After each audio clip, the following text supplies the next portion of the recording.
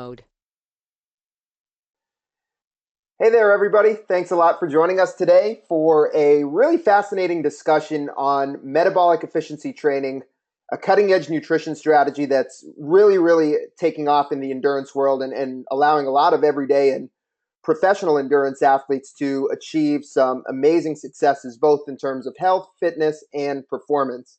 I'm your host, Varun Sriram, and I am absolutely thrilled to be joined by sports dietitian and really a wealth of knowledge, Dina Griffin today. Hey, Dina, how are you doing?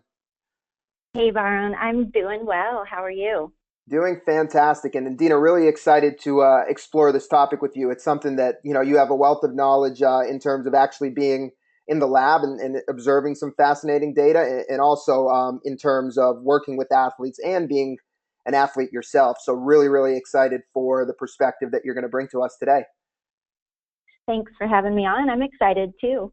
Absolutely, and just for those in the audience, a little bit more. I'll toot Dina's horn a little bit. So Dina earned her master's degree in food science and human nutrition from Colorado State University, and she's also a board specialist in sports dietetics. And very importantly for this discussion, she's a certified level 2 metabolic efficiency training specialist. And folks, there are not a lot of those that exist out there. So Dina's very knowledgeable about this stuff. And as I mentioned, Dina's an athlete herself, a competitive half marathon and marathon runner. She's also an age group triathlete, very competitive there, and an ultra runner as well, where she's earned age group awards. So Dina, again, is going to bring us a great perspective. And she's worked with all levels of athletes too, from your top highest level to everyday athletes trying to improve their health and overall fitness. So with that, Dina, let's dive right into the topic, which is metabolic efficiency training. And as we start us out today, what are some of the objectives of this presentation? What would you like folks to take away here over the next 45 minutes to an hour? Good. Well, I think it's important to understand the concept because there are these days a lot of misconceptions out there, and it's such a growing area in nutrition science and fueling the athlete that just covering some of the basics in terms of the concept itself and maybe touch on a little of the science, not too much, but enough for us to get a good foundation of understanding. And then in terms of this whole concept of metabolic efficiency training, the benefits to all levels of athletes. So everyone from our fitness people to our top level professional athletes. What does this thing do for us for performance and health? And then ways to just get it going. If you're new as a listener to metabolic efficiency training, what can you do to start this journey yourself? Or if you're already implementing it, maybe some other quick tips to enhance that level of metabolic efficiency. And then, of course, we want to talk about how the Gen UCAN products fit into this whole concept. Awesome, Dina. So this will be a great meaty discussion, and I think we will hopefully inform a lot of folks here over the next 45 minutes to an hour. And for everybody that's here in attendance, if you can only join us for some of the time, or you have to hop on and off, don't worry. A full recording of this session is going to be emailed out to you after the webinar is complete. And feel free, for those of you joining us live, to send your questions our way. Dina and I are going to do the best to address as many of your questions as we can in the context of our discussion. So certainly please send those our way, and we'll do our best to address as many specific questions as we reasonably can.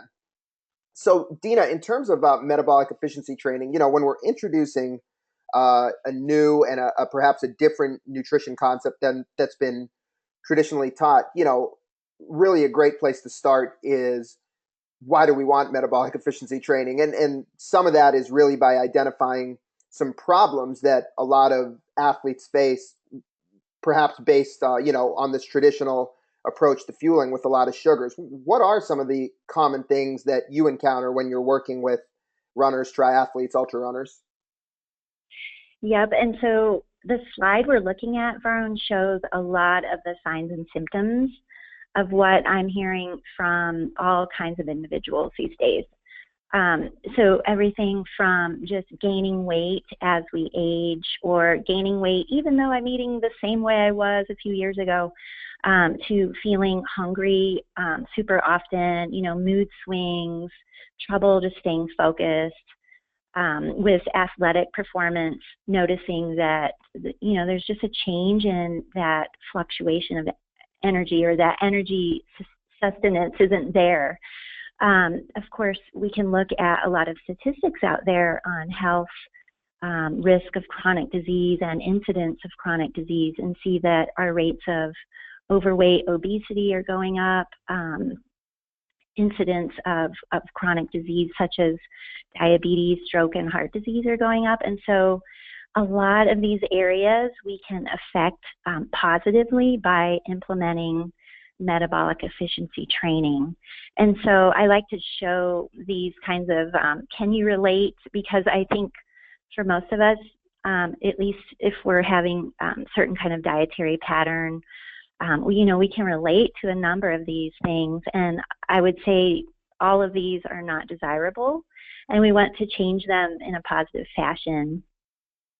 And one of the things, Dina, I know we'll talk about it, perhaps a little bit more as we get deeper into this, but you mentioned it off the top, is really looking at things that are impacting health. I think a lot of times when folks are talking about fueling for endurance sports, they might just be looking at it in the context of, what's going to make me go faster. And certainly people want to go faster, definitely, but other than that top, very, very small percent, I would say most people are in the sport to improve long-term health and fitness. Can you speak to that a little bit? I mean, with the athletes you work with, certainly everyone's trying to get as fast as possible, but what percentage would you say are in the sport, whether it's running or triathlon or cycling, just to improve their overall health and fitness?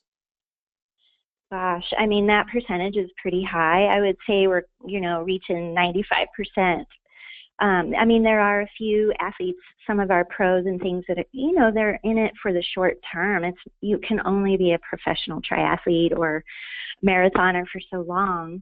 And then you have to retire and do it more for leisure. And so the big majority of us are just trying to stay healthy or get more healthy, have fun, and live a long life in a healthful manner. So it really is important what you said, Varun, that health is the foundation for longevity and then enabling our athletic performance. So in terms of metabolic efficiency as a concept, I think efficiency is something that we're seeing, of course, be talked about more and more and pop up more and more just in society in general, whether it's being more efficient at work or even in the context of athletics, we want to be more efficient with our training because we have, limited hours during the day or you don't want to overtrain. So this idea of efficiency is something that's certainly, top of mind for many folks in many aspects of their life. But metabolic efficiency, what exactly does that mean? So we need to think of our bodies as having two primary energy sources, one being carbohydrate and the other one being fat. The concept of metabolic efficiency, which was coined and developed by my colleague Bob Seebahar about 10 years ago, was looking at how we can make the body more efficient at using one of those energy sources, which is fat.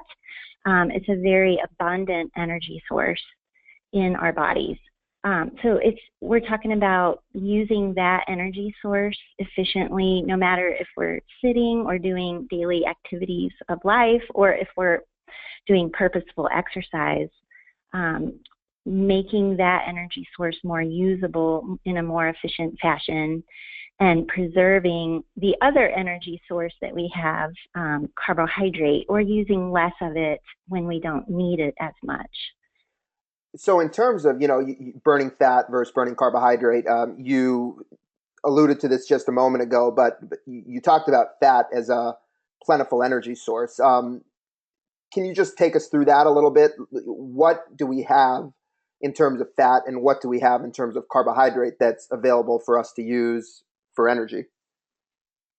So yeah, it's a great question, because I think a lot of us don't know this, or we need a refresher that of those two primary energy sources that we have, carbohydrate and fat, the fat storage we have in the form of intramuscular triglycerides and free fatty acids, adipose tissue, it can be upwards of 80,000 calories on average for the majority of us.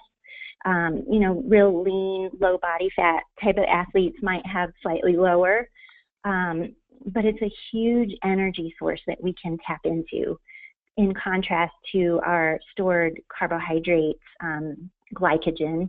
It's minimal in the grand scheme if you look at that difference there, 80,000 calories compared to about 1,200 to 2,000 calories. Why not try to make your body able to pull from that bigger energy source? So when we're talking about metabolic efficiency, think about just enabling your body to pull from that energy source more efficiently, and use carbohydrate stores when we really need to, and we'll talk about that coming up. So you'll hear these terms out there, fat adaptation, fat optimization, I'm a fat burner. It just means that we're able to pull from those stores more efficiently at rest, during exercise, and we can see that in the lab setting, testing different kinds of athletes to really see the impact of implementing this type of training. And Dina, one of the points which I think we'll talk about certainly more, but just to even address right now, is when we're talking about being metabolically efficient or fat adapted or a fat burner, by no means are you suggesting that one is only utilizing fat or only relying on fat, right? I think that's one of the things where sometimes people hear about this concept or even hear about fat adaptation, whatever that might mean, and instantly start to think, oh, are they saying I don't need any carbohydrates? Can you kind of just address that thought process and perhaps that misconception? Yep, thanks for mentioning that. It's a good point. So even sitting here, for example, if connected myself to the metabolic cart, it's rare to find that you'd be burning 100% of your energy from fat, although I have seen that in very metabolically efficient athletes. But usually we're using both of those energy sources at the same time. It's just a different proportion. So depending on whether you are reliant on carbohydrates, which could come from a number of reasons, or if you're a better fat burner, you'll use more or less of one of those energy sources at a given time.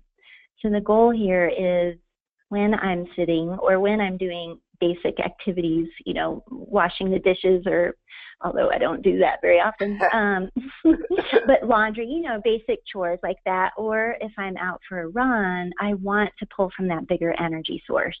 But you will never or rarely find that it's 100% fat usage. Now, there are cases where you would see 100% carbohydrate use, and that would be for your 50-meter track athlete, or someone doing a VO2 interval. So a very high intensity short bout of exercise, we can really max out those carbohydrate usage. But in general, I would say we're using both of these energy stores at the same time. Excellent. So really the idea. Sorry, go ahead. That makes sense.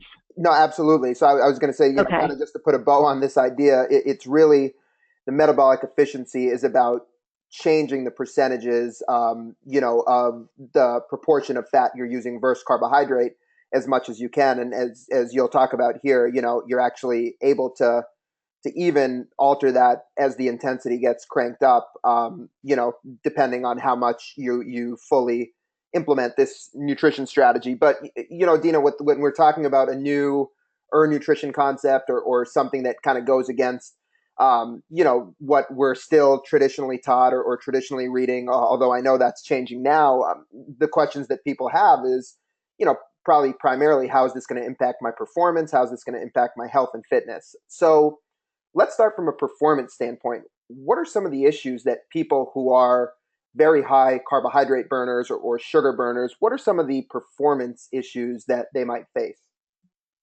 Yep, and I'm guessing we've got a number of athletic individuals on this call. So performance is always something we're thinking about first, even though earlier we were alluding to, health is our foundation, but we've got to talk about performance. And so no matter the kind of athlete you are, if you remember from that previous slide, our internal carbohydrate stores or that glycogen, that stored form of carbohydrate, it's very limited, upwards of a couple thousand calories. So if you are one that tends to be a sugar burner or someone who's very carbohydrate dependent, you can zap those calories or that stored energy source pretty quickly. And that's what we call glycogen depletion. You can see from the little image there, we can joke about it, like hitting the wall or bonking, but I haven't talked to a single athlete who really enjoyed that experience or that it propelled them to the performance they were looking for. So glycogen depletion is really a limiter there in terms of our nutrition implication. So that's something we want to prevent or mitigate.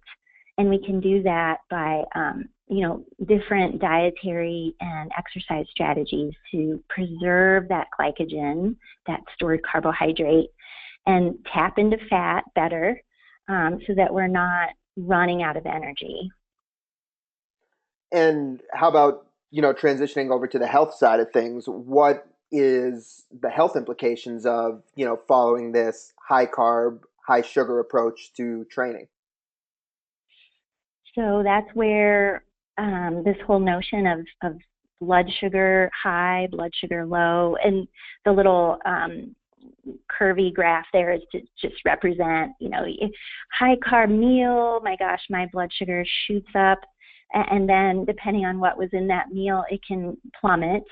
And so that's a lot of time when we feel the energy high, the sugar crash. Depending on how reactive we are, we might feel like we need another hit, so we need another sugar bolus or another carby kind of meal to bring us back up. The problem is that if we're doing this chronically, feeding high carb over and over, that it really can wear out our pancreas, for lack of a better term. The hormone insulin is really needed to manage this blood sugar level. And so, day after day, week after week, into your 20s, 30s, and 40s and beyond, we're seeing people with higher, or in our country at least, higher incidence of insulin resistance, pre-diabetes, diabetes, overweight, a lot of those other subjective things, the mood swings, energy swings that were alluded to earlier. And that really comes down to this basic concept of, can we manage our blood sugar better? That will affect performance, but it will affect our health now and later. And I think, one of the things often that people find when they get blood work done or they actually, pop the hood and see what's going on the insides is that, if you're subscribing or utilizing, I should say, this high sugar, high carb strategy to fueling, for people at the very top of the sport, they may be able to perform fine and they may look very fit and healthy, for a given period of time. But what people look like on the outside often doesn't indicate what's actually going on the insides. Is that an accurate statement to make? I see it all the time. I often ask for blood work from my athletes that start working with me. And yeah, we can do an assessment from the outside, like you have a good, healthy BMI, body mass index, your body fat percentage is where it, should be for health, and you're happy in life, and then look at the blood work, do the testing here with metabolic efficiency testing and see there's some derangements, there's some dyslipidemia, there's elevated hemoglobin A1C, which is an indicator of your 2 to 3 month blood sugar average. And so you're right. What's on the outside and what we're seeing doesn't necessarily translate to what's going on inside the body. And, I think, if a lot of people in the audience are like, what I used to be, say, 5 years ago. When I heard the term blood sugar, my dad's type 2 diabetic. And so I would always just think of it in the context of diabetes. And, if you're relatively young and healthy, and, why do I have to worry about blood sugar? But I think, Dina, as you're telling us and describing to us, we all should be concerned, or at least aware of what the impact of what we eat or fuel with has on our blood sugar levels, right? We're past the point where it's just something that people with diabetes or people that are prone to diabetes need to worry about. Right. And one of the statements I've heard over and over, and maybe I used to say this when I was 25, was like, you can eat that, you're going to burn it off. Like your big gulp and your candy bar or whatever, you'll burn it off when you go for a run later today. But it's true, like you may burn some calories that you just ingested, but you haven't undone or reversed the metabolic implication, what just happened when you ate that. And I don't mean to be extreme, but just thinking of that eating pattern over and over, your metabolism's pretty high when you're in your 20s. And right, you haven't been affected metabolically yet, but over time, this is compounded. And so what I'm just saying is, you could be burning off those calories, but you're not undoing the damage or that wear and tear on the pancreas and that valuable hormone insulin. We need it to stay around and do its job for a long time. So we want to protect ourselves inside. So before we get into the why behind metabolic efficiency, and I think you've laid out a pretty compelling case, so we will just summarize it here in a moment. But get a little sciencey for us, Dina. From a biochemistry standpoint, how does what we consume impact what we burn? So if we think about what we're eating, we've got three macronutrients. We have proteins, we have carbohydrates, and we have fats. Some people like to throw alcohol in there as a macronutrient, but we won't for this purpose. So if we think about ingesting or eating a nice big old carbohydrate meal, so think of in this picture like the big bowl of pasta that's still often encouraged, to get you loaded up before a big training or race day. That carbohydrate ingestion, no matter if it's pasta, bread, rice, or honey, the body will switch to oxidizing or burning or digesting that carbohydrate you just put in the body. So depending on if it's what type of carbohydrate, it can burn or be processed really quickly.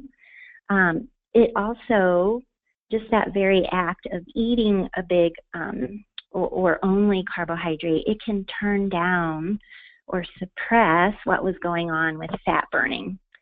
So all this happens around the same time. And if our goal is to be a better fat burner, pull from that 80,000 calorie storage pool, we need to watch what we're eating, the composition of the meals, because otherwise, as you see on the bottom part there, we're getting into that blood sugar spike and dip. And that little picture there on the right, that little image, that's our pancreas, which we all need to appreciate, because that's where insulin's being secreted from, and insulin's trying to regulate blood sugar. But it's going to have a hard time doing so over time if we have this chronic higher carb ingestion, or we become more of a sugar burner. So one of the things, like you mentioned, Dina, you were talking in the beginning about like breads, honeys. A lot of times I think where people might get or people maybe struggle to think about the different impacts is, if something's on a food label and it's not labeled or described as sugar, then they might think like, hey, this is fine. This isn't going to send my blood sugar up and down, but it's important to understand, I guess the one way to think of it is the glycemic index of the carbohydrate you're consuming, right? Or what else you're pairing the carbohydrate with. We need to think of the impact a carbohydrate has on our blood sugar levels rather than just saying, is this named sugar or what does it show up as on an ingredient label? That's right. So it's great to really monitor your added sugar in your daily diet. But you could still eat very wholesome carbohydrates, whole grains, fruits, vegetables. I should probably leave vegetables on the back burner there, but whole grain, anything, or what we think is a pretty decent carbohydrate source. It's not just sugar in a candy bar, for example. But if you're eating still abundant amounts and we're not getting enough of those other couple macronutrients, or that balance is skewed, all those carbohydrates break down into sugar or glucose. And so that will raise your blood sugar. And then, of course, that amount is really important. Something can be low on the glycemic index scale, but if we're eating, a huge plate of it, it only, that doesn't really apply to managing blood sugar very well. So we've set the table, and just a quick summary to what Dina's been talking about in much more detail, but a quick summary in terms of why metabolic efficiency. Certainly, there's the ability to decrease and eliminate the risk of GI distress. Actually, Dina, that's something we haven't yet really spoken about in detail. Can you just address that a little bit? How does this idea of metabolic efficiency help an athlete eliminate GI distress or the risk of GI distress? And I guess even as a lead into that, in your experience, how prevalent is GI distress with the endurance athletes that you work with, at least when you first start working with them? Yeah, I mean, it's certainly a common complaint. I mean, and there are some research studies that have been done, or observational studies and surveys. Runners of runners that have been pulled from marathon distance and half marathon, upwards of 80% or so complain of some level of GI distress. Granted, that range of, what does that count as? Burping, belching, bloating, gas, diarrhea, vomiting. So there are extremes, but it's pretty darn prevalent, and I think it's something no one really wants to talk about because it's embarrassing, and some of us think that's just part of the sport. We deal with GI distress. Especially us endurance athletes. Well, I can't tell you the number of times I've seen folks vomiting or not having pleasant experiences and then just moving on with things and doing the same thing over and over with their training and their nutrition. Like, that's just part of it. But truly, we shouldn't put up with it. So what I've seen, yeah, go ahead. No, I was just going to say to speak to that point. I mean, I'm sure you've heard this, but there's that old notion of train your gut, right? As a way instead of Train your trying. gut. I've heard Yep. that time and time, read that time and time again. Instead of trying to address the root of the issue, it's just teach your gut how to deal with all the sugar. So that's something else that I'm sure a lot of folks in the audience have been told or have read or heard before. Yeah, that you have to just like training to run or bike or whatever, you have to train your gut to tolerate 300-400 calories an hour. It's hard to do, and most people don't enjoy the experience, and it's really not helpful health-wise, and it can backfire. So I'm more of an advocate of trying to eliminate the risk for that GI distress, which we can do with this implementation of metabolic efficiency. And so how it works is, if you remember back to me saying we want to pull from our fat stores, if we do become or transform ourselves into a better fat burner or more metabolically efficient, we then preserve that limited store of carbohydrate. Right, that's that smaller couple thousand calories worth. So by doing so, that preservation of carbohydrate, that means that we're pulling from our own energy source more efficiently, that fat storage, but it will reduce our need for hourly calories. That simple reduction, so not needing 300-400 calories an hour, but maybe needing 100 to 200 calories an hour, that in and of itself can help significantly reduce our risk for any kind of GI distress. Makes perfect sense. If there's less going in, there's less that can potentially bother you. So So that's certainly a compelling case, for a lot of athletes who have dealt with that. How about the second point, improving nutrient partitioning for energy use? Can you speak to that a little bit? Yeah, I mean, that's kind of what we've been talking about here too, is just especially in the context of sport. So, and it's not just endurance sport, by the way. We can, our strength and power and team sport athletes benefit from this whole thing as well. So just enabling your body to, during low intensity, moderate intensity, and pushing some high intensity, pulling from fat storage more efficiently, rather than burning through that small carbohydrate store or needing to fuel with 300-400 calories an hour. So those first two go together, absolutely. Sure. And then, again, this is something that we've kind of been talking about throughout, but if you're able to teach your body to better burn fat, then certainly point number three, improving your body weight and body composition, will naturally come into play. And Dina, like we mentioned, the fitness aspect of it is a big deal. It's the reason why a lot of people nowadays, especially as all these endurance sports or running and triathlon are becoming more mainstream, a lot of people are trying to use them as a tool to get more fit and get in shape, and that's really why in a lot of cases people might go through the training. Can you just speak to how metabolic efficiency differs in terms of improving body weight and composition from the traditional sugar-based fueling strategy? Yep. And so I'm going to go back to balancing blood sugar. It's really the underlying principle of all of this.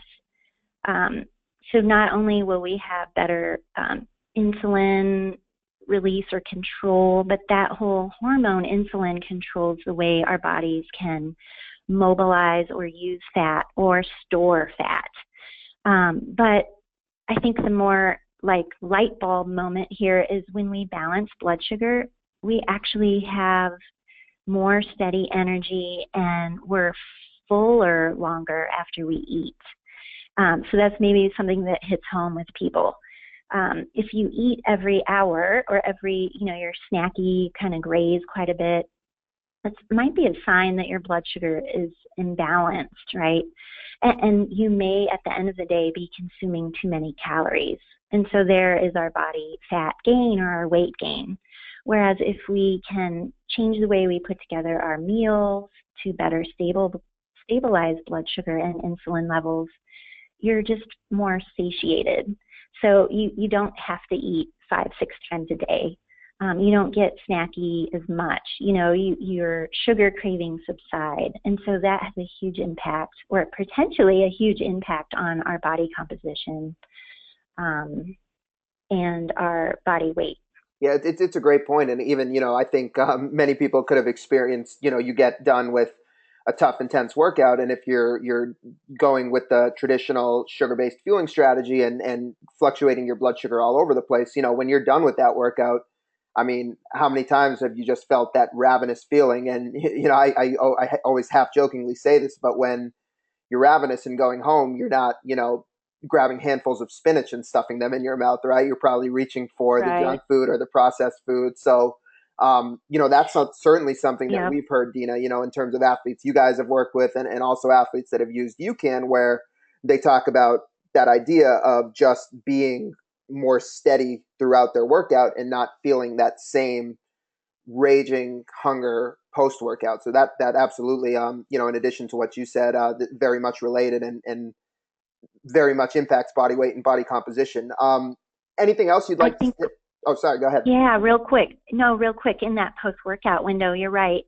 Because the traditional notion is to replenish, right? You've got to refeed carbohydrates and honestly at a pretty high amount if you look at the current standard guidelines.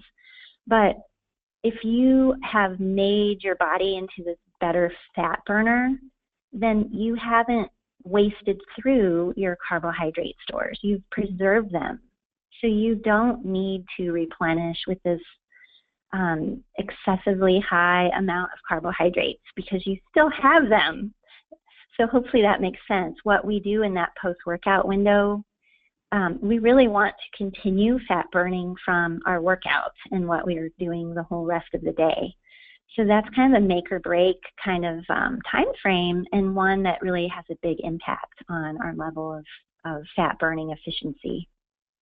I think to speak to that point too, I know you've been on a webinar with her before, but Dr. Kathy Eckel, she researches the human metabolism at Yale University, Yep. and she mentioned, even that point that you just raised, Dina, in terms of controlling your blood sugar to keep burning fat in the post-workout window. It's even more paramount from what the research says, what Kathy tells us for women. Women are especially sensitive to being able to continue burning fat in that post-workout window if they take on a lot of high glycemic carbohydrate that's going to raise their blood sugar. So yeah, I think that's something that everybody needs to worry about. But it appears, based on the research, that women perhaps who are looking to improve their body weight and body composition might need to pay even more attention to that.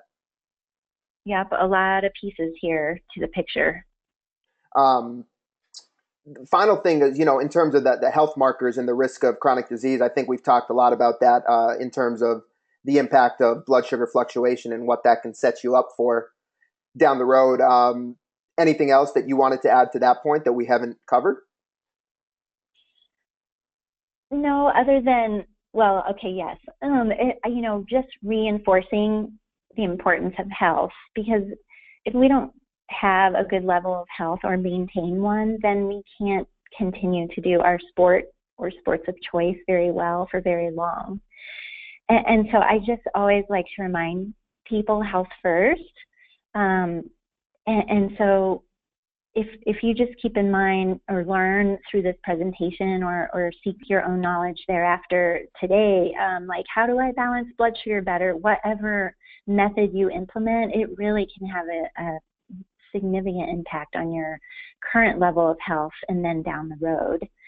And especially if you have anyone here on this call, anyone with a family history of diabetes or some level of heart disease, you're not necessarily going, like, you can change your fate in this context. So being proactive and learning what you can do to change your health is something we can all do right now. So, Dina, you've laid out a very compelling case for why we should consider this strategy. So, how do we go about implementing this in terms of our daily diet? Because this is, there's two elements to this that we're talking about. There's a daily nutrition aspect of it, and then certainly there's a training nutrition aspect for it. And, I know you'll talk about this, but if you go all in, you'll see incredible results. There's also, you can see improvements kind of doing a little bit here and there. But how do people get started in terms of dietary strategy? Yeah, the nuts and bolts of it. That's what we want to know too, right? Not just the benefits, but how do we do this, or what is this thing that I'm talking about or that we're talking about today?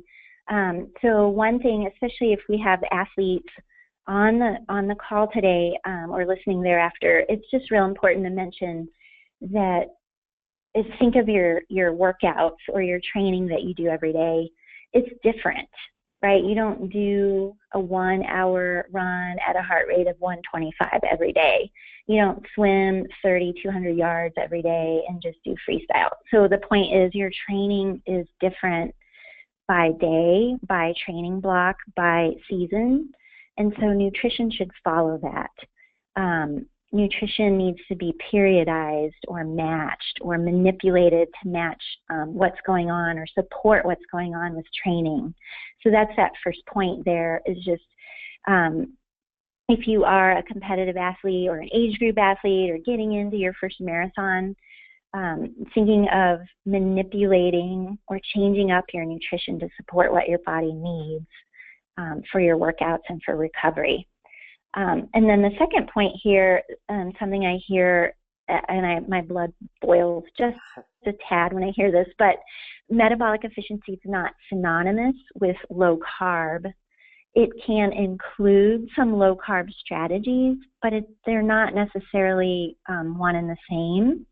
So that bell curve image you're looking at is to show that we've got two ends of the spectrum. So low carb, high fat is on the left, and that's, you can think of kind of as our nutritional ketosis, which certainly can impact metabolic efficiency, no doubt.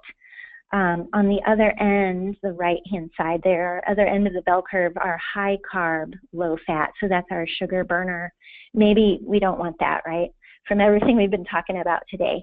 But in the middle here, you see metabolic efficiency, and it encompasses strategic use of carbohydrates, periodizing all of our proteins, fats, and carbohydrates to support what our training involves or includes, and health.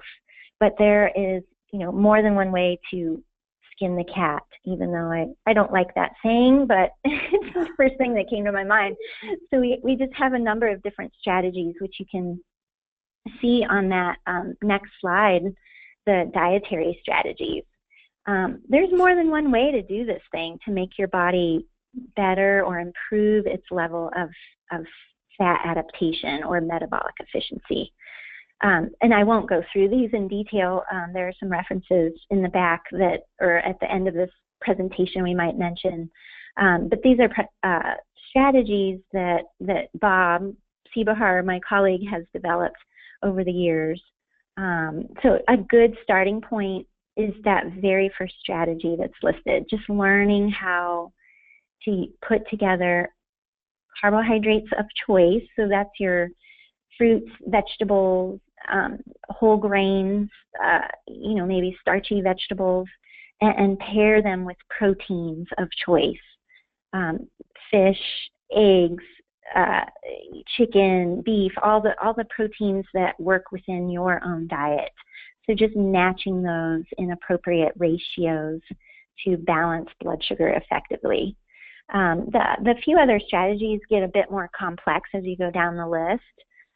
So you can do some experimentation with, going lower on your carbohydrate intake.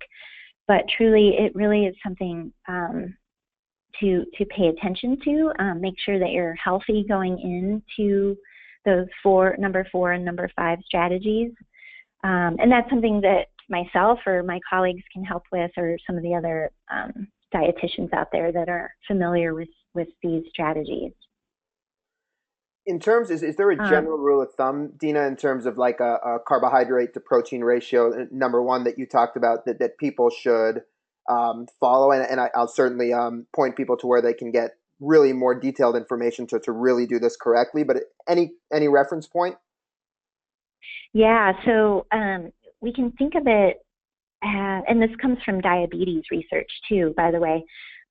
So if we think about just qualitatively, a handful of, so like your whole open hand from base of the palm all the way to the fingertips, and full of very fiber-rich, nutrient-dense carbohydrates. Again, vegetables, a lot of us are, not getting in enough vegetables, some quality fruits, maybe some whole grains. Again, it depends on what our health goals are as well. But that other open hand, so maybe it's your left hand is your carbohydrate and your right open hand is your protein of choice or proteins of choice. Those two open hands, if we were to measure and do the quantitative analysis, grams and all that of carb and protein, we would see that it's a 1-to-1 or pretty close to a 1-to-1 ratio. We know through diabetes research, testing our own blood sugar, just looking at the response, glycemic index and so forth, that is pretty good for stabilizing blood sugar and promoting these changes on a cellular level that enhance fat oxidation or fat burning. So 1-to-1 ratios are good, and there are times when we go higher on that carb to protein scale. So maybe it's 2 hands of carbohydrate, 1 hand worth of protein around a certain kind of workout. But when you get to that like 4-to-1, 5-to-1, 4 times as much carbohydrate, 5 times as much carbohydrate, that's where we're getting into the danger zone. and that's really something, in just in terms of that 4-to-1 ratio that we've heard, for years and years and years, right? And even when a lot of we constantly hear chocolate milk touted as this, ideal recovery beverage, they're often pointing to that 4-to-1 carbohydrate to protein ratio. So just to give people that context, what we're talking about here with metabolic efficiency, we're definitely trying to balance that out much more. Like Dina said, get that to one, or depending on the training period that you're in, a 2-to-1 Yep. ratio.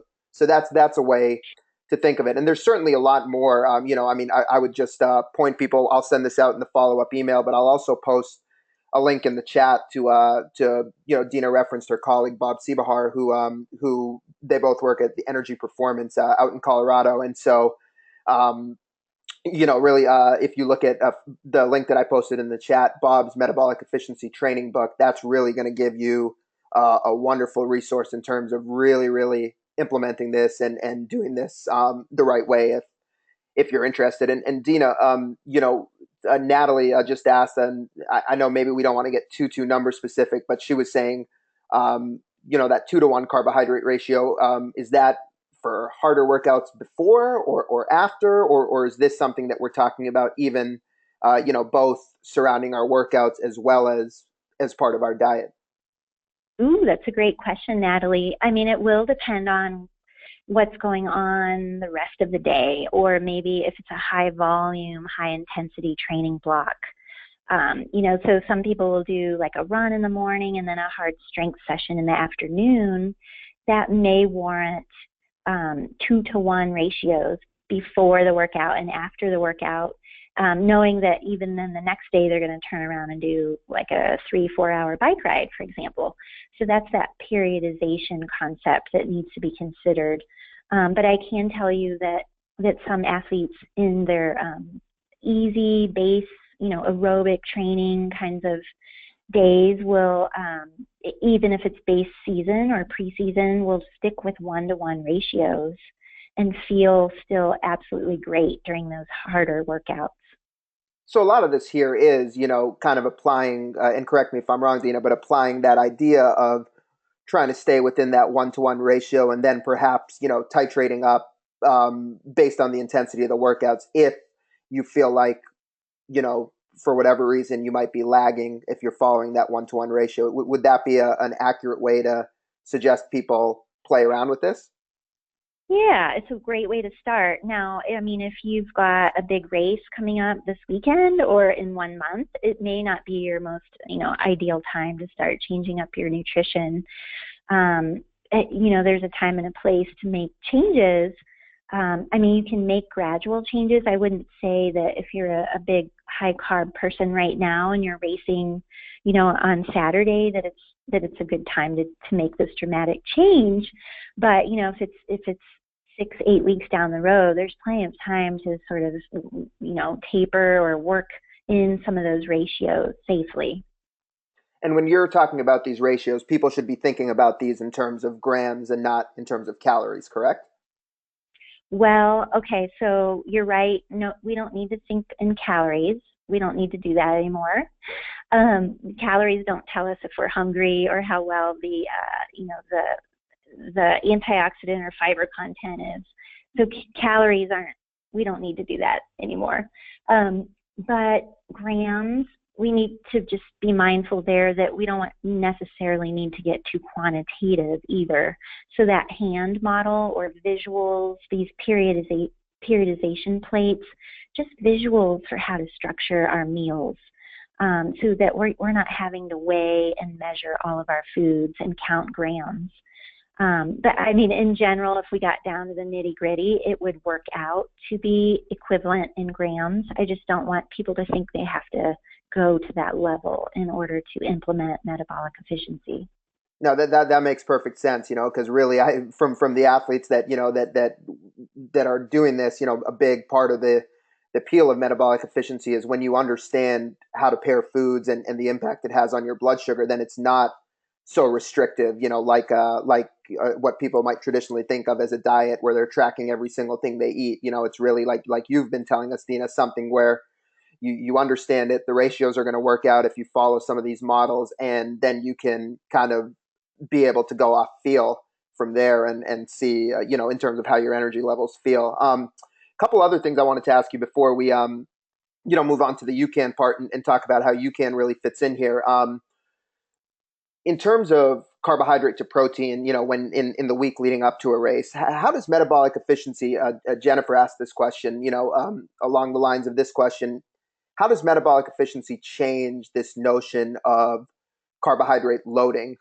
Would we be changing that ratio leading up to a race? If we are metabolically efficient, would that be unnecessary? How do you suggest people think about that?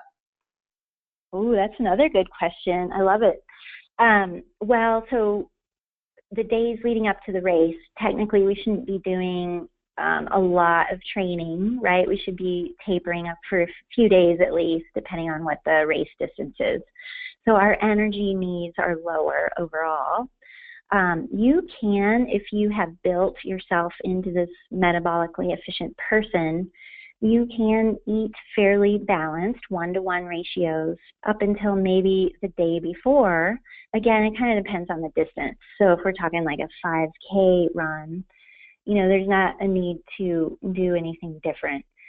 If we're talking a marathon or ultra or, a half Ironman, maybe Olympic distance triathlon, or some other events that are over 3 hours or so, 2.5, 3 hours, that warrants possibly, again, depending on the strategy that you've implemented along this journey, it may warrant some higher carbohydrates, but there's no need to do the traditional 3-day loading, no protein, no fat kind of route. Because remember, you are more efficient at preserving carbohydrates, pulling from fat as an energy source. So you can top off a little bit your glycogen stores, but there's no need to do the classic carb loading. And then one more point, Dina, before we move on. Janet asks another good question, where she says, what conditions occur where your body starts breaking down muscle for fuel, and how can this be avoided while not loading up on carbohydrates? So I think that's an interesting question. And actually, I'm interested to hear your answer. But a lot of times, perhaps fluctuating our blood sugars and depleting our glycogen, we probably become more prone to breaking down muscle in that situation than we do if we're following a metabolic efficiency plan where we're more efficient at burning fat. Would you agree? And how do you answer Janet's question? So let's see. There are cases where we may be using some amino acids to turn those into an energy or glucose substrate to be used to produce ATP or energy. But we don't, it's hard to find scenarios unless you're doing extreme heavy lifting or very hard, high intensity workouts where you're going to completely break down muscle. So it's different if we're talking bodybuilding, powerlifting, that side of things. We do need to be careful with protein intake, maybe pre and post workout. But for a lot of the endurance community, we don't need to necessarily worry about damaging muscle tissue all that much. Now it's different for endurance events that are, 3+ hours. We may be doing some muscle damage for sure, but that would happen anyway. I do contend that with someone who is better in this metabolic health, that you will not become as inflamed as you would if you were very carbohydrate dependent. Did that answer the question? That's good Okay. answer. And that's people are asking a lot of really good questions. So Barb, just asked, is there any particular caveats that athletes over 60 or older athletes have to consider versus younger athletes? Or perhaps with what we know about people's glucose tolerance as they age, I don't know, maybe it's even more important for younger athletes, but I'm not sure. I'd defer to you on that one, or for older athletes, I should say. But I'd defer to you on that, Dina. Any caveats that older athletes should consider? As far as implementing this Yeah, in terms of metabolic implementing metabolic efficiency, efficiency, exactly. Is there anything they should do differently, or anything that you can say this is something specifically that older athletes need to consider? I think for older athletes, and I would even say 40 and older, we need to be doing strength work to protect our muscle or prevent the sarcopenia. So that's just that age-related decrease in muscle tissue or muscle mass, which, it still ties into this, how we eat every day. But you can still balance blood sugar, get your protein in, do your strength work, and all these things, and hopefully not be miserable. Yeah. But I think nutritionally, the protein would be a little bit more relevant. Of course, we do need to be mindful that some of us are less able to process carbohydrates as we age. Some of that's genetic. So, just getting blood work done, and that will help you keep a trend of what's going on with your health. Makes sense. So it's really, there's some certain trends we can look at, but it's really kind of going to be individual based on what's going on the insides, for each person. But like you said, perhaps for some people as they age, that they need to be more mindful of managing their glucose. So yeah, hopefully that answered your question, Janet. So in summary, Dina, what is it metabolic efficiency all about? At the end of the day, if people take one thing away from this and how to do this, what's it all about? Well, as you can see here, again, as I mentioned earlier, the underlying thing we need to understand here is the impact of blood sugar, blood glucose levels, and insulin control. That will enable or promote or sustain our ability to use that more abundant energy source that we have available to us. And it makes us feel better. So stable blood sugar levels by really managing or controlling the carbohydrate in our meals and making sure that we've got proteins and fats in those meals can help this whole process of blood sugar stabilization. And so that bottom little mantra there, protein, fiber, and fat, when you go to make your meals or snacks, just thinking, where is my protein? Do I have fiber present? So vegetables, maybe some fruit or a quality grain, whole grain, I should say. And then fat. So these are the keys that can promote stable blood sugar and then tie into everything that we've been talking about today.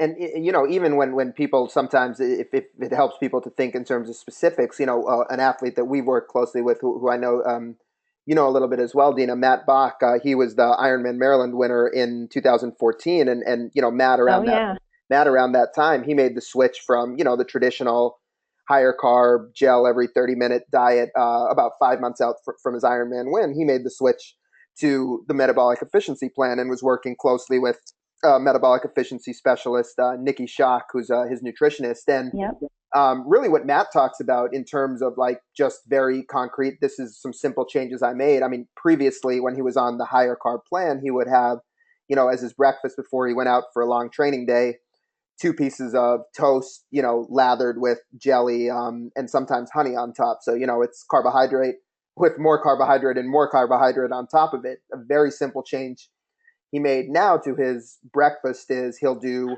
1 slice of, a whole grain bread, a thick layer of almond butter, and he'll sprinkle some seeds on it. So that is, again, balancing out the ratios. And as we're seeing, this is not like a radical, I mean, I don't know if people view that as radical, but that's a pretty simple difference. It's things that we're familiar with, common things, likely things that a lot of people have around the house. So it's just being mindful of what Dina just talked about in terms of protein, fiber, and fat. Dina, before we move on, go on. I was just going to say, Varun, he's a great example of the performance element as well.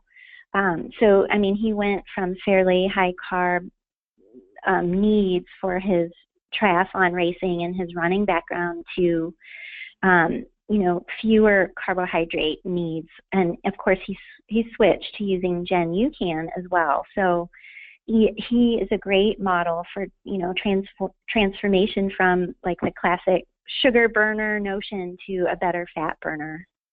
Absolutely. That's a great point, and it's been exactly, Matt went from being a 250, 300 calorie per hour guy with the traditional plan and then always being at risk of having GI issues to, winning Ironman Maryland in 2014 and taking in about 90 to 95 calories per hour. And then really in talking to Matt, at length, he'll actually say that he took in a couple of gels there towards the end, not even because he felt like he needed it, but simply because he was kind of new to this and was almost finding it hard to believe how good he felt while taking in, relatively much less than he was used to. So yeah, I mean, you can kind of see even from a performance standpoint what that people are still able to train and race at a very, very high level while following this approach. So why don't we move on a little bit to the UCAN part of things, and we've talked about the dietary strategies, and we'll just spend about 10 minutes here before we wrap this up talking about how UCAN uniquely fits in to this concept, and really it comes back to blood sugar control. So if Dina says at the end of the day with metabolic efficiency, one way to sum it up is blood sugar control. I mean, ultimately that's what is unique and different about UCAN. So what we're seeing on the graph here is the red line is what we call superstarch, which is the energy source or the key ingredient in the UCAN products. And that is the carbohydrate we use. I'll tell you about it here in just a moment. What we're looking at with the blue line is maltodextrin. So maltodextrin is the quote unquote complex carbohydrate that you'll find in most of your popular sports nutrition products, whether it's a GU or a Power Bar or a Hammer Nutrition, an Infinite, many things that endurance athletes are used to using. And maltodextrin, while does have a more complex structure, so when it came on the market, some athletes found it to be easier on the stomach than just sugar.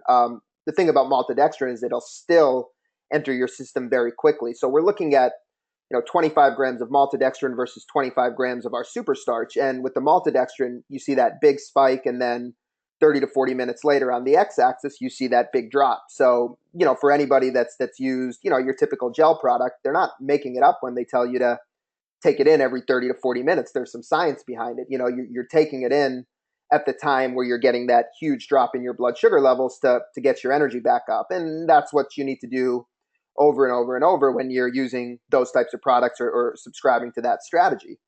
With the superstarch, the cool thing we see is there's no big spike, but then the decline is very slow and steady over time. So you're not feeling that crash. And if we look at the x-axis, about 90 minutes to 2 hours later, you see that red line is right around baseline, right around where we started. So really the cool thing about UCAN, and for those of you in the audience that have used the product and are familiar with it, is that on a similar serving, you're able to maintain your blood sugar or your energy levels for, about 2 to 3 times as long, which is really how UCAN's able to give you that steady and consistent energy. And it really comes back to the origins of the product. So this superstarch was originally developed, actually it had nothing to do with sports. It was developed for our founder's son, Jonah, who suffers from a rare blood sugar disease. So from the time he was born, he had to be fed every 90 minutes to 2 hours in order to maintain that steady blood sugar.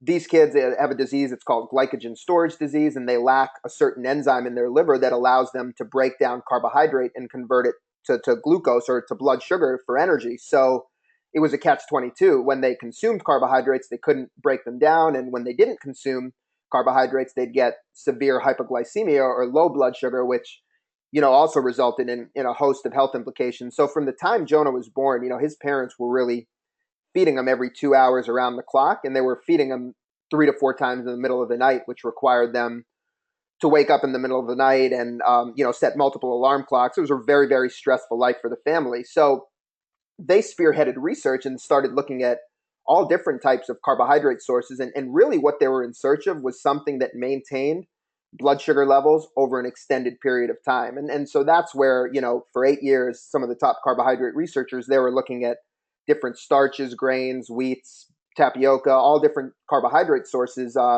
And eventually what they found was that starting with non-GMO cornstarch and putting it through a very specific cooking process, just with heat and water, no chemicals, no enzymes, is actually what yielded the best results in terms of blood sugar maintenance. So the way the starch, basically what happens once it's cooked is the structure changes significantly and it breaks down very slowly and steadily over time instead of, a traditional higher glycemic carbohydrate, which is just going to enter your system very quickly. So with super starch, Jonah, from 2008 is able to take in a large amount of it prior to sleeping at night, and it keeps his blood sugar steady for 8 hours because it basically just acts as a glucose drip, like we saw, on the graph that I just pulling back up on the screen. It's giving you that slow and steady release of carbohydrate over time and maintaining that steady blood sugar level. So, it was a huge, huge breakthrough for the family, huge, huge deal for Jonah and his parents that he was able to take this in and not have to wake up throughout the night. And it could have ended there, but some of the people that were involved with founding the company and spearheading the research, they started wondering, what would happen if we give this to athletes or just even general people without the disease? Because as Dina's already laid out, that idea of keeping our blood sugar steady is so, so critical, whether we're talking about athletic performance or, general health and fitness. So one of the first people we actually contacted was Dina's colleague, Bob Siebehar, who, at the time was at the University of Florida. And then when we, presented the case to Bob, he said, you guys need to put some research behind this and show that the impact on athletic performance. But, what you're telling me is very, very unique and very compelling. And ultimately, we did put some research behind it. We did a clinical trial at the University of Oklahoma and found really, really promising results, both in terms of blood sugar maintenance and also in terms of the ability to continue and better burn fat when utilizing UCAN. So one of the things Dina's talked about at length is, this hormone insulin, that when you cause a rise in your blood sugar, you also elevate this hormone insulin that's going to tell your body to be more in fat storage mode rather than fat burning mode. Well, with the super starch, because it breaks down so slowly and steadily and doesn't cause that big sugar spike, there's no need for your pancreas to produce this hormone insulin because insulin is a response to that sugar spike. So, it stands to reason if you're getting energy from a carbohydrate and you're not spiking your sugars and spiking your insulin, you're not screwing up the body's ability to burn and utilize fat for fuel. And again, we tie this all together. That is why UCAN uniquely fits this metabolic efficiency concept in terms of the sports fuels that are out there, because it's working very, very differently. It's not the traditional take this in and you're going to get that big immediate surge of energy. It's much more about providing you with that steady rate of carbohydrate to support, what your body wants to do during exercise, which is burn fat.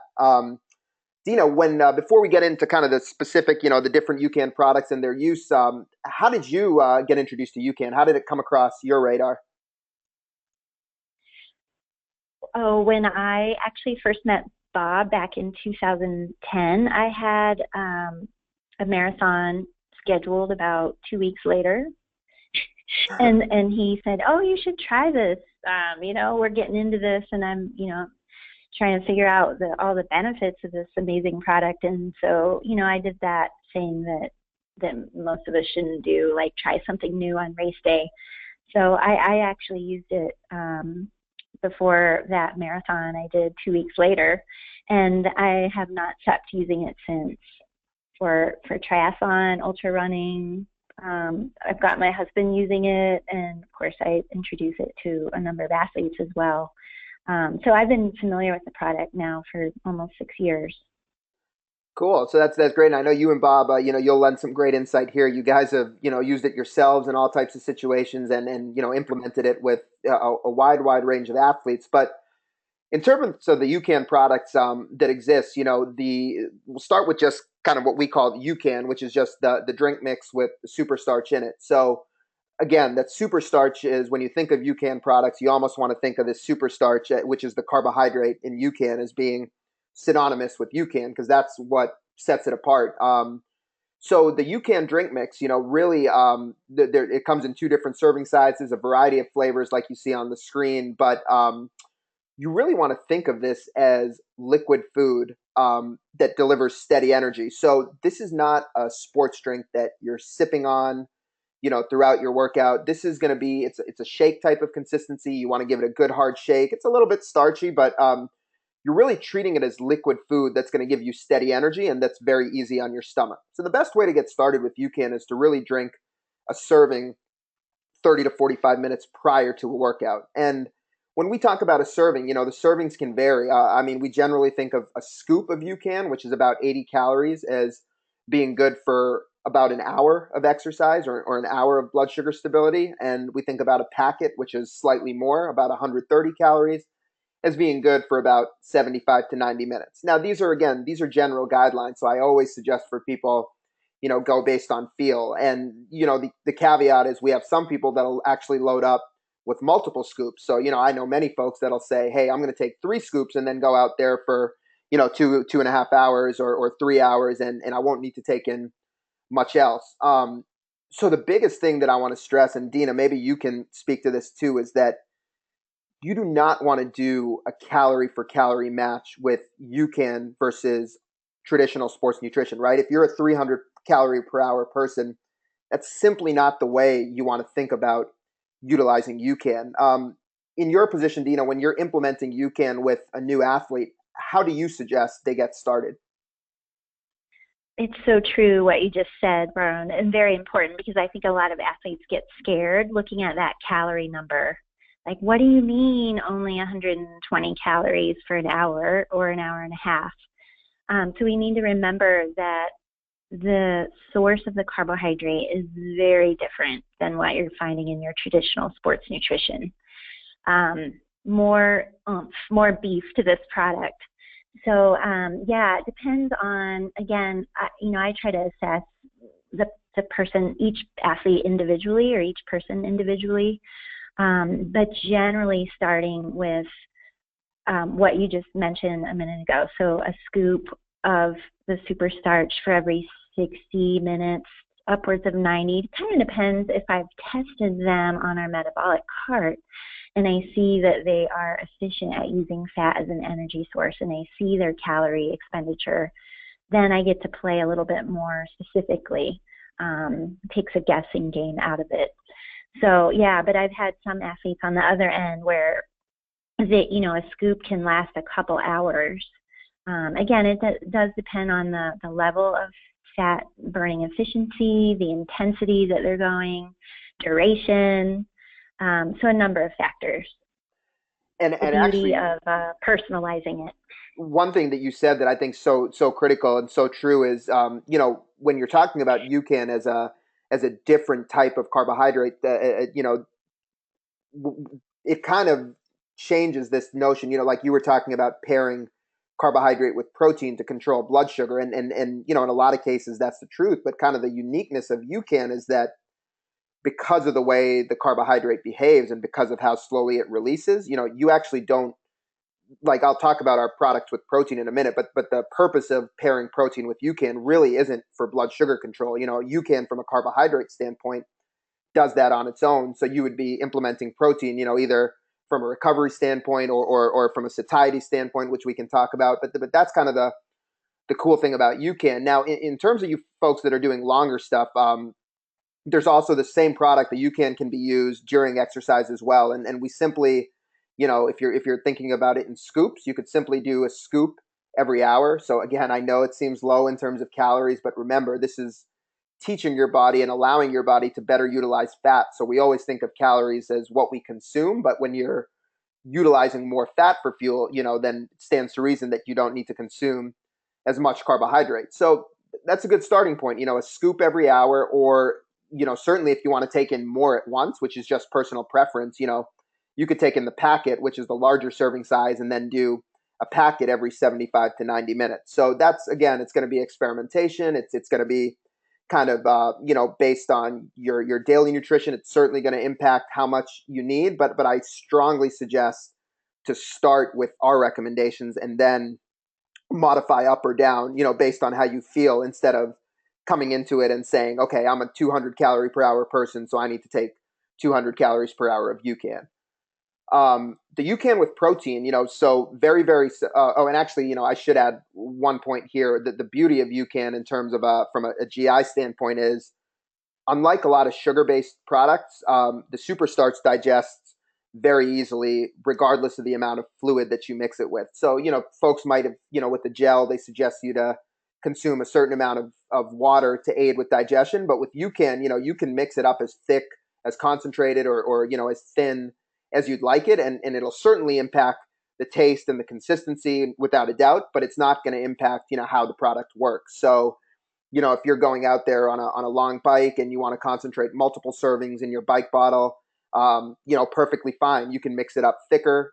For people that are running marathons, this is just one way. You could mix it up with 2 or 3 ounces of water a serving, and then carry it as a gel, either in a baggie or a flask. So there's a lot of diverse ways to use it and to concentrate it, to get it down easier. Because remember, even during exercise, ideally you're not sipping on this every hour. You're really trying to consume that entire serving, again, like it's food. So over a shorter period of time, 5 minutes, 10 minutes, 15 minutes, whatever it is. Dina, have you done the gel method with UCAN, or had athletes do the gel method with UCAN, and how has that worked? Yes, I have done it, and I've had a lot of athletes do it as well. Works great. I think the main issue is just finding that delivery system. So the right kind of flask or Ziploc or little tiny whatever bag. But yeah, it works great. Maybe, I've had a few people concentrate it with 2 ounces of water and make it, or 1.5, like real thick pudding kind of thickness. I myself like 3 to 4 ounces of water for every scoop. Cool. So this is what I love about Dina. She can talk the talk, but she's also walked the walk. So it's good to hear that perspective from someone who's done it. Let's just quickly look at the UCAN with protein. So very similar concept to the other UCAN drink mix. It's super starch is the key ingredient, and that's the energy source. And again, the serving size is going to vary based on packets versus tubs. Right now, this comes in 2 flavors: a vanilla cream flavor and a chocolate flavor, and we do use whey protein in both of these flavors. So certainly, the post-workout application of the UCAN with protein, we're, again, providing a carbohydrate in the superstarch that's going to keep your blood sugar steady and allow that continued fat burn, which is what Dina's talked about in terms of not overdoing it with the sugars in that post-workout window. But, the beauty of this is that this can also, it's a very versatile, you can use it pre-workout. We have a lot of athletes using it, as breakfast, because the protein will help with satiety or that stomach hunger, while the superstarch is going to keep your blood sugar and energy steady. And you could even use it during longer workouts, so ultra runners, triathletes, if you're not a fan of taking in a lot of solids during those longer workouts and you're inevitably going to get hungry, then, using the UCAN with protein during those longer workouts is going to help keep your blood sugar steady and also get you some protein to help curb hunger. Dino, how have you seen athletes implement this, say outside of post-workout, which we talked about a little bit? How have you seen athletes implement this either pre or during? So let's see, I've seen all kinds of combinations, mixed with some unsweetened, coconut milk, almond milk, adding a little fat, blending it all up with some ice and maybe some additional water to make a more complete meal, even before a workout. Just, to fill that stomach hunger, as you said. And of course, there's day-to-day use for people looking to have meal replacements or something easy that they can trust in that's not spiking blood sugar, and still helping them feel full. Snacks, I mean, I've seen all kinds of combinations mixed with like mashed together with some other foods to make a porridge or a little like your own, I don't even know, I was thinking of porridge is the best word, but just like your own cereal mash, but not with real cereal. Yep, absolutely. Adding seeds and coconut milk and your UCAN flavor of choice. I vote for the protein enhanced one, and even adding a touch more whey protein if needed. So gosh, I mean, there's numerous combinations, for sure. And just one common shake, and there's, like Dina said, I would certainly suggest Dina and Bob's smoothie book. There's a lot of UCAN smoothies in there. There's a lot of non-UCAN smoothies in there, but that's if you are a smoothie or shake person. That book, I rely on that book, frankly, to come up with many of my breakfast or post workout smoothies. But it's one very common one that we see with either the vanilla cream or the chocolate UCAN is to use, 1 to 2 scoops, some unsweetened almond milk, some natural peanut butter, half or a third of a banana, which is optional. Again, half an avocado, which could help with in terms of healthy fats with satiety if you're using it as a meal replacement, and then blending it with ice. And this is a 300 to 400 calorie shake, but this is something that'll really, you'll find, sustain you and keep you satiated for a good 3 to 4 hours. And the idea of adding super starch into a meal replacement shake, we talk about protein and fats as curbing stomach hunger, and then keeping your blood sugar steady with super starch is going to help curb that brain hunger. So whether it's that 10:30 in the morning low after breakfast, and you get that mid morning hunger, or that 3 p.m. low where you're just kind of wanting to snack in the middle of the day, a lot of times it's not because your stomach's grumbling. It's actually because your blood sugar is low. So again, we think about UCAN as a tool to control blood sugar, and Dina's laid out a lot of ways you can do that with foods as well, and UCAN is just another tool in your tool belt to do this. Just a couple more products. So the UCAN Hydrate. So the UCAN has electrolytes in it, the UCAN drink mixes with the super starch, but certainly for athletes that are heavy sweaters or exercising or competing in hotter climates, you might need to supplement with additional electrolytes. So the UCAN Hydrate is our only product without the super starch in it. So this is a zero sugar, 0 calorie electrolyte replacements, and really, as you see on the screen, a way to replenish your electrolytes without sugar. So this is something that you could add to the UCAN super starch drink mix to boost the electrolyte content there, or you could simply have this separated in your water bottle and then just sip on it on an as-need basis in terms of replenishing the electrolytes you need. And this product, actually, Dina, I know you're aware of this, was really formulated by Bob to match the ratio of electrolytes you lose in average sweat. So it's got a complete electrolyte profile, and it's also got double the magnesium of a lot of other electrolyte products. Can you speak specifically to the importance of magnesium as an electrolyte? Yeah, it's one that a lot of us are deficient in just in our everyday nutrition. But a lot of people don't realize we also lose magnesium through our sweat. So it's really important to replace that. It can affect a number of different metabolic processes too. So gosh, I mean, magnesium is one of those, magical micronutrients that we really need to have as athletes and just for good general health. The final product, the UCAN product, is our UCAN snack bars. So these also, back to the super starch, these also have super starch as their primary carbohydrate, and then have some added protein, fiber, and fat to help curb that hunger. So, again, one of the nice things, these bars do have a little bit of sugar, 5 to 6 grams per bar. So the drink mixes don't have any. These have a little bit, but, balanced out by the protein, fiber, and fat. And then they've got the super starch that's really going to keep that blood sugar nice and steady. So, this can be used, again, pre and during longer workouts, in terms of a snack on the bike that's not going to spike your blood sugar levels, or during a long run. And you can also use them during the day, mid-morning, mid-afternoon, to help tide you over until dinner. And Dina, I know originally you and Bob were getting pretty creative when we only had chocolate flavored bars that didn't hold up so well in the heat. I'm thrilled to say we now just launched a coffee bar that you see on the screen that's uncoated and won't melt. We use a vegan protein blend actually in the coffee bar, and then we also have a cinnamon bar that's uncoated with whey protein. So we do have 2 flavors of the UCAN bars now that'll really work well in terms of pre and or during competition or training if you're out there in the heat. How have you implemented the UCAN bars, either for yourself, Dina, or for athletes that you work with? So let's see, I've used the cinnamon for one of the ultra runs I did last year. I just broke it into little pieces and then kind of had that in between my super starch just to, I'm not that speedy of a runner, so I was out there for 5-6 hours and just to fill a little of that stomach hunger.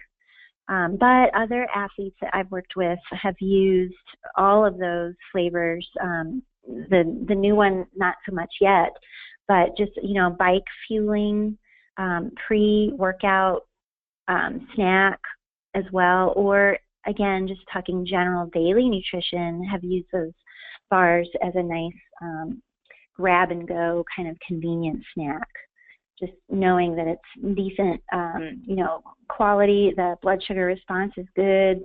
So it can be a nice option if we don't have our other whole food options available to us.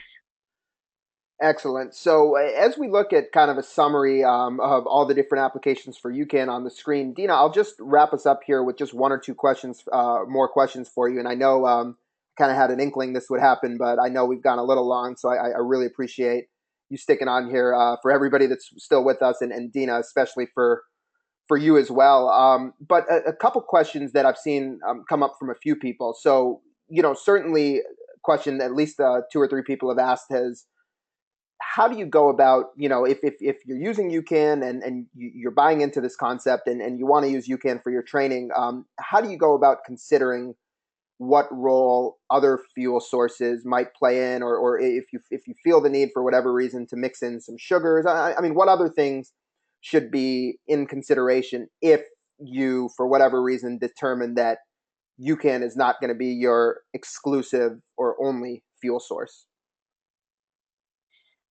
Well, yeah, we have so many options available to us. I mean, so yeah, there is a question like, can I have other kinds of calories during my training or my race besides the UCAN, or will it destroy everything that I've built metabolically? And the answer is no, you can include other calorie sources. We just need to be mindful of like all of the elements that can affect how well you absorb and digest those calories. So if you have a propensity for GI distress, we want to be careful what you're introducing besides UCAN. If you're not good with hydration, then we need to be mindful of that piece, because that can affect, whatever else you're putting in your body. If for some reason UCAN isn't working for you, then we can still use other, I'll be picky if I'm working with you, but we can use some other sports nutrition products. It's really very individualized, and so that's that, one size doesn't fit all kind of thing that we need to just keep in mind. There's more than one formula for each of us. And, I'd say the 2 common things we hear. So in terms of like satiety, some people find that when they're out there for a long time, they just start to feel hungry. So, if certainly now we've talked a little bit about using the UCAN with protein in that situation, or mixing in the UCAN snack bars. But, other things that have worked really well for folks are, nut butters, for example. There's several brands that do like squeezable nut butters. So, something like that that's more protein and fat based instead of carbohydrate based is, something that'll do well in terms of curbing hunger, if that's the issue you're experiencing in terms of wanting to mix in other things. And then, Dina, correct me if I'm wrong here, but what we'll generally say is if people want to use UCAN throughout the bike, and then for whatever reason when they get off and go on the run, they don't want to worry about carrying it with them in a flask, or they don't really like having it concentrated, then certainly a way we've seen people have success is to use UCAN for say 60% or 70% of the race, and then when they're on the run, switch over to the more sugar-based option. So as a general rule of thumb, I would say at least what we tell athletes is the best bet is to start with UCAN, kind of start with that controlled and steady blood sugar approach, and then if you need to make the switch, you kind of don't do UCAN gel, kind of don't alternate. Use UCAN, and then once you decide that you no longer want UCAN, then you can start, mixing in other types of products. Would you generally, as a rule of thumb, say that that's a good way for people to think about it? Yep, I would say that's a really good way to think about it. Although I can tell you, people that have kind of digressed from that like, oh, I don't want to carry anything on my run. Once they had been using UCAN for so long, they actually reverted back to carrying their UCAN, like for their run, just because they could trust in it so well. And it makes things easier, to be honest. I mean, I I know it adds weight to you to carry your own sports nutrition, but if you trust in what you have and you don't have to stop at the aid stations for as long, I mean, it can actually help you just get through that race, feeling more happy, and you don't have to stress so much. Absolutely, and I think one of the things is like you talked about trusting it. We gave that example of Matt Bach before, and for a lot of people, just it really is.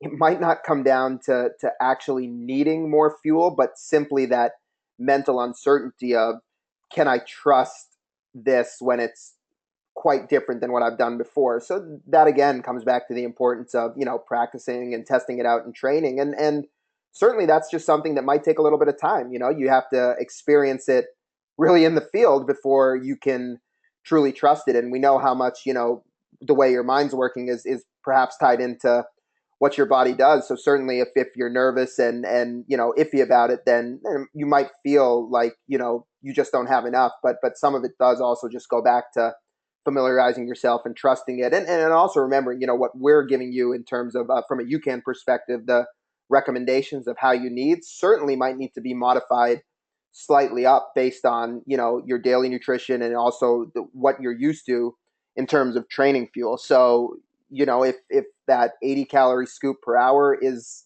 not cutting it and you want to go up to 2 scoops per hour or 150 calories or something, I'm trying not to talk too much in terms of calories, but you want to go 2 scoops an hour initially, like that's okay. You try that out. I mean, a lot of cases it's still going to be less than what you might have been doing before, and then you just take it from there.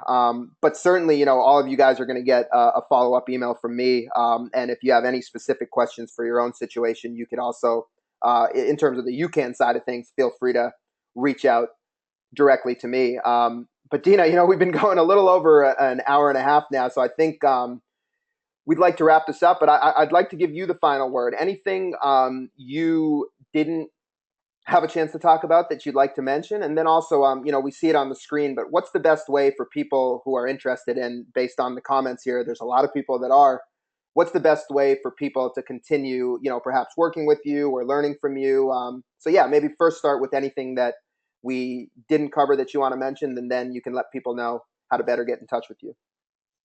Gosh, there's not too much more I would add to what we've already discussed, other than just reminding people this notion or concept of metabolic efficiency training. There's more than one way to do it. It's not a fad diet. It doesn't have to be, anything stressful. So just figuring out the implementation strategy that's right for you and making it more of a lifestyle, sustainable, that's what we want. So I guess that would be my last thought. And yeah, as far as contact, I mean, feel free to email me if you have questions. Yeah, my email's there, or visit our website too. And if you live in Colorado or you pass through Colorado, you should let me know and we'll meet up. And I should add that I do work with people from all over the country, so you don't have to see me to work together. We can do a bunch of stuff over the phone.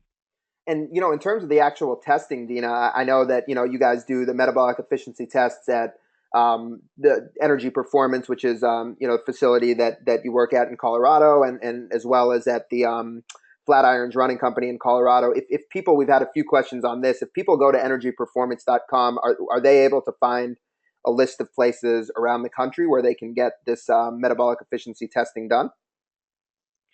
Actually, metabolicefficiency.org will get you to all of our certified professionals. And so then you can see if there's someone in your area that does the testing. Awesome. So metabolicefficiency.org to find metabolic specialists. I just posted that link in the chat as well. So that'll be a great resource, metabolicefficiency.org. I know at least 3 or 4 people asked, based on this discussion, how they could go about getting the testing done for themselves. So with that, Dean, I just want to thank you again. It's always really fun, always great to have you break this down for us and simplify a lot of these concepts for us. And, I will be following up in the email to all of you with a full recording of this, as well as, the Dina's website and how to get in contact with her. So if anybody missed this or doesn't have a chance to write this down, have no fear. You will be able to do that and get that info in the follow up. So with that, I just again want to thank all you guys for sticking with us for so long, and hopefully Yeah, thank learned a you. lot. Yeah, really appreciate it. And Dina, thank you so much. Really, really fun doing this. Let's do it again soon. Thank you. I really appreciate the opportunity, and thanks to everyone that listened in. And happy metabolic efficiency journey to you. Thank you so much for Dina Griffin. I'm Varun Sriram. Thank you, everybody. Thank you very, very much, and we will talk to you soon. Take care.